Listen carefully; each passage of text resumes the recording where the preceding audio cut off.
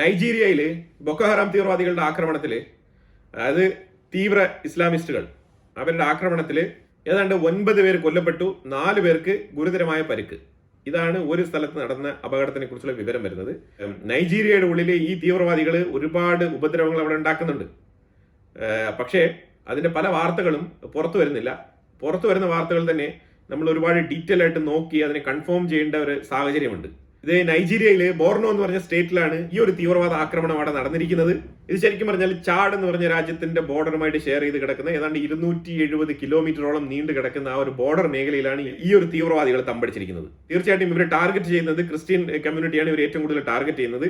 അതിലുപരിയായിട്ട് ചില ഗോത്രവർഗ്ഗങ്ങളിലുള്ള ആരാധന ചെയ്യുന്ന ആൾക്കാരുമുണ്ട്, അവരെയും ഇവർ ടാർഗറ്റ് ചെയ്യുന്നുണ്ട്. ഈ ഒരു തീവ്രവാദ സംഘടനയുടെ കഴിഞ്ഞ ഒരു 2 വർഷത്തെ കണക്കെടുത്ത് നോക്കിക്കഴിഞ്ഞാൽ ഏതാണ്ട് 35,000 വിവിധ മതത്തിൽ വിശ്വസിക്കുന്ന ആൾക്കാരെ ഇവർ കൊലപ്പെടുത്തിയിട്ടുണ്ട്. ഇതിൽ മെജോറിറ്റി ക്രിസ്ത്യൻസ് ആണ്, 35,000. അതിലുപരിയായിട്ട് 2 മില്യൺ ആൾക്കാർ അവിടെ നിന്ന് ഡിസ്പ്ലേസ് ആയിട്ടുണ്ട്. ആ നാട് വിട്ട് വേറെ രാജ്യങ്ങളിലേക്ക് പോയി താമസം തുടങ്ങിയിട്ടുണ്ട്. ആ രീതിയിലാണ് കാര്യങ്ങളുടെ പോക്ക്. ഇതിനകത്ത് ഈ ഒരു ബൊക്കോ ഹറാം എന്ന് പറഞ്ഞ ഈ ഒരു തീവ്രവാദ സംഘടനയുടെ പുറകിൽ പ്രവർത്തിക്കുന്നത് ISIL എന്ന് പറഞ്ഞ ആ ഒരു ടീമാണ്. ആ ടീം ശരിക്കും പറഞ്ഞാൽ ഈ ഒരു സാഹിൽ റീജിയൻ എന്ന് പറഞ്ഞ ആ റീജിയനിൽ ത്രൂ ഔട്ട് കിടക്കുകയാണ്. ആഫ്രിക്കയിലുള്ള പല ഇസ്ലാമിക രാജ്യങ്ങളുമായിട്ടും ഇവർക്ക് നല്ല ബന്ധമുണ്ട്. ലിബിയയിലൊക്കെ ഇവരുടെ ഇൻഫ്ലുവൻസ് വളരെയധികം ഉണ്ടായിരുന്നു. അതിലുപരിയായിട്ട് ഇവർ ആഫ്രിക്കൻ റീജിയനിൽ കിടക്കുന്ന മിക്ക രാജ്യങ്ങളിലും ഈ ഒരു തീവ്ര നിലപാടുള്ള ഈ ഒരു സംഘടന പടർന്ന് പന്തലിച്ചുകൊണ്ടിരിക്കുന്ന ഒരു സാഹചര്യമാണ് ഇപ്പം നിലനിൽക്കുന്നത്. എന്തായാലും ഇതിന്റെ ഡെവലപ്മെന്റ്സ് എന്താണെന്നുള്ളത് നമുക്ക് വരും ദിവസങ്ങൾ അറിയാൻ പറ്റും. കാരണം ആഫ്രിക്കൻ മേഖലയിൽ ആരും തന്നെ തിരിഞ്ഞു നോക്കാതെ കിടക്കുന്ന സ്ഥലമാണ്. അതുകൊണ്ട് തന്നെയാണ് മെയിൻ സ്ട്രീം മീഡിയാസ് ഒന്നും ഇതിനെ എടുത്തു വെച്ച് അങ്ങ് ചർച്ച ചെയ്യാത്തത്. അതുപോലെ തന്നെ പഹൽഗാം ആക്രമണത്തിൽ പാകിസ്ഥാന്റെ പൊളിറ്റിക്കൽ അതുപോലെ തന്നെ മിലിറ്ററി 2 ടീമുകളുടെയും പങ്കുള്ളതായിട്ട് മനസ്സിലാക്കാൻ പറ്റിയിട്ടുണ്ട്. അത് ശരിക്കും ISI ആണ് ഇതിന്റെ പുറകിൽ പ്രവർത്തിച്ചത്. കശ്മീരിൽ പഹൽഗാമിൽ ഏപ്രിൽ മാസം നടന്ന ഈ ഒരു അറ്റാക്ക് 26ഓളം പേരെ വെടിവെച്ച് കൊലപ്പെടുത്തിയ ആ ഒരു കേസ്, ആ ഒരു തീവ്രവാദ ആക്രമണം, ആ ആക്രമണത്തിൽ അൺഫോർച്ചുനേറ്റ്ലി നമുക്ക് ആ തീവ്രവാദികളെ പിടികൂടാൻ പറ്റിയിട്ടില്ല. അതിനു വേണ്ടിയിട്ടാണ് ഇന്നലെ ഇന്ത്യൻ ആർമി തന്നെ അത് ഏറ്റെടുത്തത്. സുരക്ഷാ വീഴ്ചയായിരുന്നു എന്നുള്ള രീതിയിൽ ഇന്ത്യൻ ആർമി അതിനെ ഏറ്റെടുത്തത്. പക്ഷെ ഇന്ന് സ്റ്റേറ്റ്മെന്റ് പുറത്തുവിട്ടിരിക്കുന്നത് പാകിസ്ഥാന്റെ മിലിറ്ററിയിലും പൊളിറ്റീഷ്യൻസ് ആയിട്ട് വർക്ക് ചെയ്യുന്ന ആൾക്കാർ, അതായത് പൊളിറ്റീഷ്യൻസ്, രാഷ്ട്രീയത്തിലുള്ള മന്ത്രിമാര്, MP-മാര്, ഇങ്ങനത്തെ ആൾക്കാരുടെ ഇടപെടലും കൂടി ഈ ഒരു തീവ്രവാദ ആക്രമണത്തിന്റെ പിന്നിൽ ഉണ്ടായിരുന്നു എന്നുള്ളൊരു വാർത്ത കൂടിയാണ് പുറത്തു വരുന്നത്. ഇതിന്റെ ISIയുടെ നിയന്ത്രണത്തിലാണ് ഇത് നിയന്ത്രിച്ചിരുന്നത്. ഇത് ശരിക്കും പറഞ്ഞാൽ 26/11 എന്ന് പറഞ്ഞ മുംബൈ അറ്റാക്കുമായിട്ട് ബന്ധപ്പെടുത്തി അതേ പാറ്റേണിൽ നടത്താനിരുന്ന ഒരു ആക്രമണമാണ്.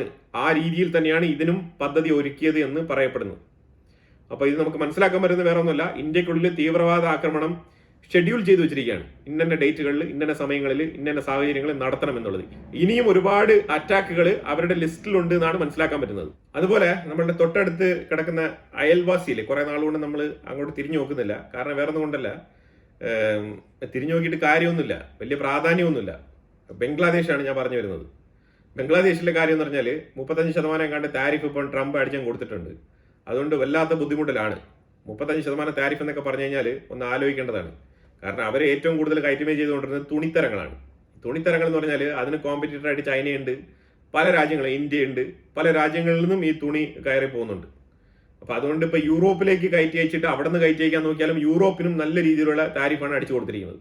അപ്പൊ ഇരട്ടി പണിയാവും. ഇതൊക്കെ മുൻകൂട്ടി കണ്ടുകൊണ്ട് പ്രൊഫസർ യൂനസ് എന്താണ് ചെയ്തിരിക്കുന്നത് പറഞ്ഞാൽ 1000 കിലോ മാംഗോ പ്രൈം മിനിസ്റ്റർ മോദിക്ക് ഗിഫ്റ്റ് ആയിട്ട് അയച്ചിരിക്കുകയാണ്.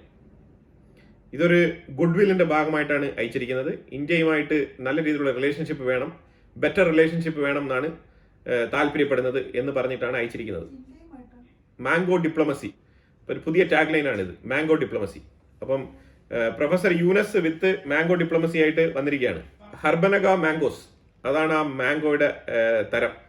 ഹർബനഹാസ് മാംഗോ വളരെ ഫേമസ് ആയിട്ടുള്ള മാംഗോ ആണെന്ന് തോന്നുന്നു.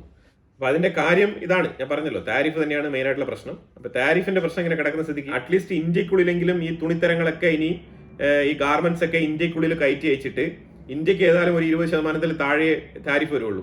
അപ്പൊ അവിടെ നിന്നെങ്കിലും കയറ്റി അയക്കാമല്ലോ. കാരണം ഇതിനു മുമ്പ് ഷെയ്ഖ് ഹസീന ഉണ്ടായിരുന്ന സമയത്ത് ഇന്ത്യൻ പോർട്ടിൽ നിന്നാണ് ബംഗ്ലാദേശിന്റെ സാധനങ്ങളൊക്കെ കയറ്റി അയച്ചിരുന്നത്. ഇപ്പൊ യൂനസ് വന്നതിന് ശേഷമാണ് പെട്ടെന്ന് ബംഗ്ലാദേശിന് ചിറകം മുളച്ചത്.